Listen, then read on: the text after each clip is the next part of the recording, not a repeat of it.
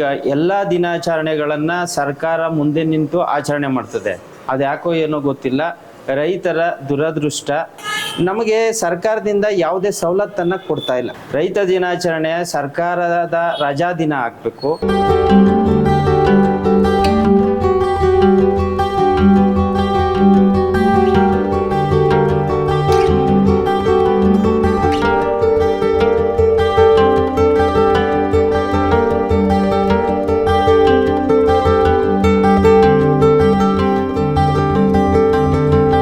ಜಿಲ್ಲೆಯ ಸಮಸ್ತ ರೈತ ಬಾಂಧವರಿಗೆ ರೈತ ದಿನಾಚರಣೆಯ ಶುಭಾಶಯಗಳು.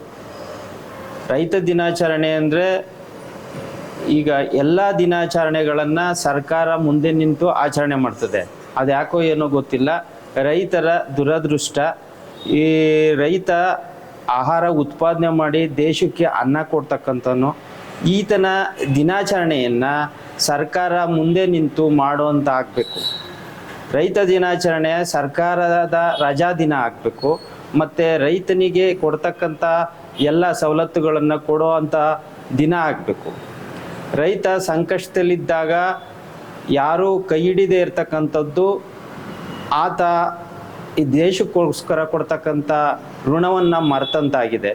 ಹಾಲಿನ ದರವನ್ನು ಕನಿಷ್ಠ 10 ರೂಪಾಯಿ ಏರಿಸ್ಬೇಕು ಅಂತ ನಮ್ಮ ಒತ್ತಾಯ ಇದೆ. ಇದುವರೆಗೂ ಅದಾಗಿಲ್ಲ. ಈಗಾಗಲೇ ಅತಿವೃಷ್ಟಿ ಅನಾವೃಷ್ಟಿಯಿಂದ ಜಿಲ್ಲೆಯ ರೈತರು ಸಂಕಷ್ಟದಲ್ಲಿದ್ದಾರೆ. ಅವರ ನೆರವಿಗೆ ಕೂಡಲೇ ಜಿಲ್ಲಾಡಳಿತ ಧಾವಿಸ್ಬೇಕು. ಮತ್ತು ಏನು ಕಾರಿಡಾರ್ ಆಗ್ತಾ ಇದೆ SDRR ರಸ್ತೆ, ಅವ್ರಿಗೆ ಹಿಂದಿನ ಗೈಡ್ಲೈನ್ಸ್ ವ್ಯಾಲ್ಯೂ ಪ್ರಕಾರ ಪರಿಹಾರ ಕೊಡ್ತಾ ಇದ್ದಾರೆ, ಪುಡ್ಗಾಸ್ ಥರ. ಅದೇನೂ ಅಲ್ಲ, ಇವತ್ತಿನ ಏನು ಗೈಡ್ಲೈನ್ಸ್ ಇದೆ ಆ ಪ್ರಕಾರವಾಗಿ ಕೂಡಲೇ ಪರಿಹಾರ ವಿತರಣೆ ಮಾಡೋಕ್ಕೆ ಕ್ರಮ ಕೈಗೊಳ್ಳಬೇಕು ಅಂತ ಒತ್ತಾಯ ಮಾಡಿ.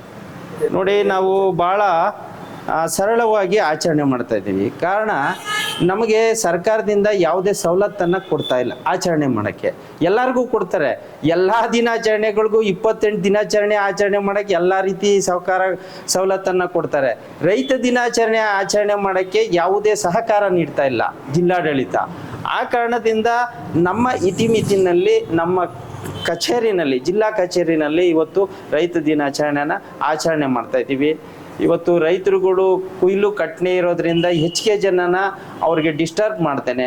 ಯಾಕಂದರೆ ಮೋಡ ಕೂಡ ಇದೆ. ಭಾಳ ಸರಳವಾಗಿ ನಾವು ಆಚರಣೆ ಮಾಡ್ತೀವಿ. ರಾಶಿ ಪೂಜೆ ಮಾಡೋದ್ರ ಮುಖಾಂತರ ರೈತ ದಿನಾಚರಣೆನ ಆಚರಣೆ ಮಾಡಿದ್ದೀವಿ.